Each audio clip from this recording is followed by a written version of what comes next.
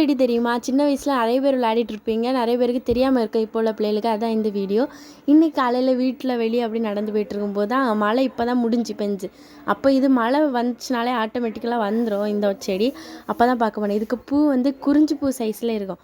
சரி அதில் உள்ள வித்தை பறிச்சுட்டு வரலான்னு பூ பூத்துட்டு அடுத்து அது காஞ்சி வித்தா வரும்.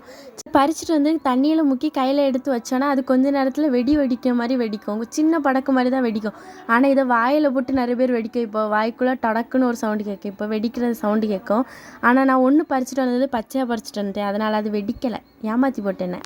வெடித்த உடனே உள்ளேருந்து விதை வந்துடும். அந்த விதையை நம்ம சும்மா கீழே போடுவோம். அது குறுக்காமல் மழை பெஞ்சு முடிஞ்ச உடனே குறுக்கும். அதே போல் தான் இன்றைக்கி நிறைய நாள் கழிச்சு இந்த சொடக்கு செடியை பார்த்தோன்னே கையில் பறிச்சு வச்சு நிறைய நேரம் வெடிச்சிட்டே இருந்தேன். காய்க்குள்ளே தூக்கி போட்டு 4-5 போட்டு வெடித்த காலெல்லாம் ஒரு காலம். ஆனால் இப்போல்லாம் அதெல்லாம் ரொம்ப குறைவு.